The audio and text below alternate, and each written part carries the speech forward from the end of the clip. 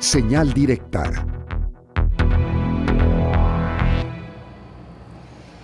Justamente el día de mañana se cumplen 5 años de que se dio este caso de los trailers de la muerte. El primer hallazgo se dio en el municipio de San Pedro Tlaquepaque, luego de las denuncias de vecinos de unos olores ahí fétidos. Y 2-3 días después se localiza un segundo tráiler al que, lo digo entre comillas, se le ha conocido como los trailers de la muerte, que son unos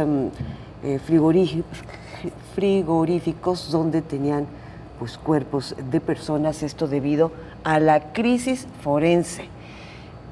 Han transcurrido 5 años y quienes le saben al tema dicen que la crisis forense continúa. Para darle seguimiento a esta situación, le damos la bienvenida, saludamos con gusto a Jonathan Alberto Ávila Guzmán. Él es investigador del CEPAD, de este Centro de Justicia para la Paz y el Desarrollo. Su especialidad, su área, su eje temático es en la desaparición de personas. Muy buenas tardes, ¿cómo le va? Bienvenido. Hola, ¿qué tal, Josefina? Buenas tardes. Buenas tardes. Estamos en lo cierto si decimos que en la administración pasada, la estatal y en la actual, la situación forense sigue en crisis, y lo manejo así como pregunta porque ya el mandatario Enrique Alfaro ha dicho que no, que el forense no está en crisis, pero desde el CEPAD, ¿qué dice?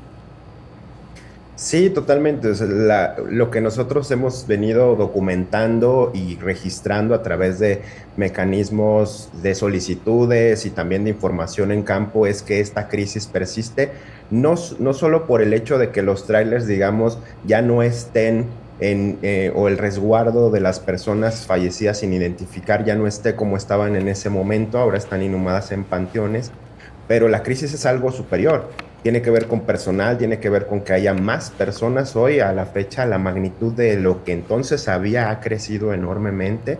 Entonces, lo que nosotros decimos es que sí, la crisis persiste, y es interesante justo cómo retomas esto, porque lo que marca esta administración es no reconocer que sigue existiendo una crisis. Incluso se niegan a hacer una disculpa pública al inicio de esta administración para decir que ya no hay crisis, que eso era cosa del pasado, que eso le había tocado a otras personas. Digamos que lo de hace 5 años, Jonathan, solamente fue el inicio de algo que ha venido creciendo y recrudeciéndose, como es esta práctica de almacenamiento, y perdón que lo diga de esta manera, que suena hasta burda, de almacenamiento de cuerpos, ¿no?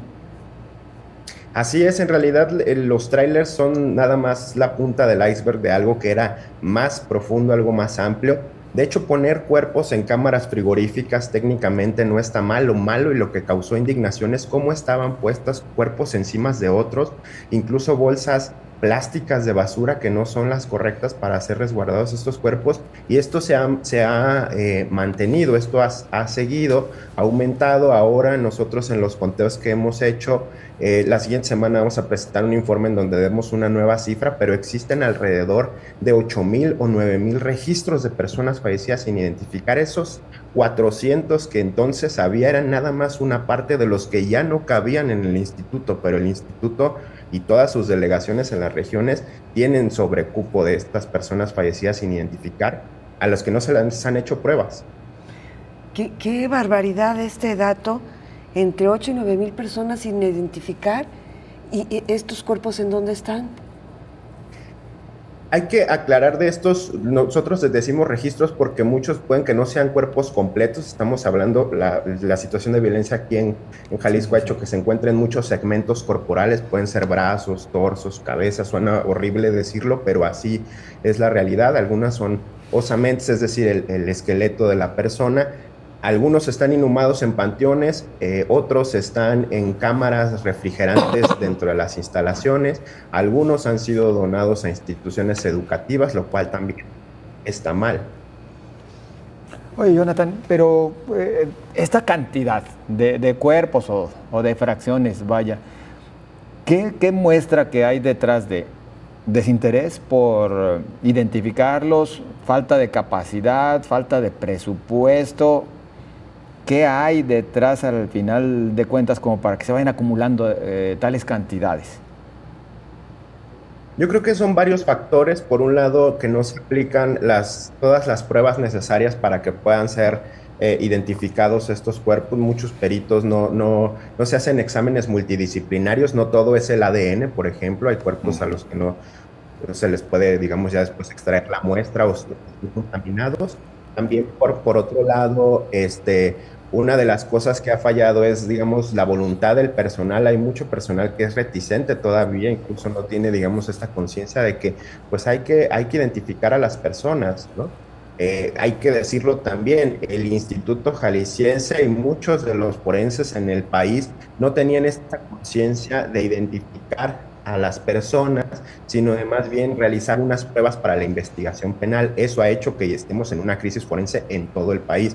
Y yo diría también la situación de violencia. Estamos frente a un contexto en donde hay muchos homicidios, hay muerte, hay múltiples hallazgos de fosas y también eso rompe, digamos, con las capacidades institucionales del forense en Jalisco. Jonathan, antes de que se nos agote el tiempo, crisis del forense suena así como muy amplio. ¿Dónde pondrías el acento? Porque ahorita decías, no todos son las pruebas de ADN, cuerpos o piezas entre 8 y 9 mil no identificados en Jalisco, pero ¿el acento dónde lo pondrías o sería un todo, un general? Yo creo que tiene que haber una política pública integral. Al final, como son varios los factores, se tiene que analizar desde diversos puntos. Lo que le han apostado en el instituto es a contratar más personal, pero realmente, por ejemplo, el Centro de Identificación Humana no se está encargando de la identificación de los hallazgos de las fosas nuevas, entonces eso está haciendo que se vayan retrasando los trabajos. Yo diría una política integral que considere también estos cuerpos. La mayoría de estos cuerpos de los que estamos hablando, de registros de personas fallecidas, también son de larga data, los que le llaman de larga data, son muchos años. Podrían ser personas que fueron desaparecidas del 2013, del 2014, del 2015, es decir, que tienen muchos años y que tendría que hacerse una revisión de todos esos cuerpos, que algunos están en fosas. Y también creo que la parte fundamental, el inicio de esto es que haya un diagnóstico real. Nosotros hemos diagnosticado y documentado a partir de lo que podemos, pero solo son estimaciones. El instituto tiene que reconocer todo lo que hay y a partir de eso entonces empezar con las políticas y las acciones. Cristian, justo con este punto que mencionas tú, que en algunos casos pueden ser ya de larga data, ¿qué es lo que se debe de hacer? Antes, recordaremos cuando un servidor que es más grande que Josefina y que tú, por supuesto, era pequeño, escuchábamos que decían, no, bueno, pues es que dicen que ya se lo llevaron a la fosa común, porque no llegaron sus familiares, no lo identificaron. Hoy en día, ¿qué tendría que suceder? Porque justamente esta sí es un gran problema, ¿no? Que al final, al no lograrse identificar, pues se siguen reuniendo cada vez más cantidad de cuerpos o de fragmentos de... ¿Cuál tendría que ser esa política o esa medida a seguir, cumpliendo con todas las garantías individuales, los derechos de las familiares a encontrarles, etcétera, etcétera? El diagnóstico tendría que incluir verificar que todos los cuerpos tienen, digamos, el archivo básico de identificación. Esto incluye qué pruebas periciales se le han hecho, si se le extrajo ADN, si lo revisó un antropólogo forense, si se sabe el rango de edad, digamos, como distintos análisis. Ahora que comentas lo de la fosa común, hay algunos cuerpos que podrían estar en fosas comunes y eso ya no se reconoce porque como ya no es legal que se mande a la fosa común, se tienen que depositar, digamos, en gavetas individualizadas, y hay algunos cuerpos que como tienen muchos años podrían estar en fosas comunes, se tienen que extraer, se les tienen que hacer las pruebas y entonces con base en eso ya igual resguardarlos en una gaveta individualizada, pero ya con todas las pruebas necesarias. Se tienen que hacer exámenes multidisciplinarios de genética, de odontología, de huellas dactilares, si es que todavía se puede recuperar esa información, porque pues algunos de estos cuerpos ya son esqueletos, entonces no se les puede extraer una huella dactilar. Digamos, son varias pruebas que se les tendrían que hacer y con base en ello poder hacer una hipótesis de identificación que se confronte con los registros de las personas desaparecidas, con las características que hay de esas personas que fueron denunciadas o reportadas en la Fiscalía o en la Comisión de Búsqueda. Eso no se hace, no se comparte.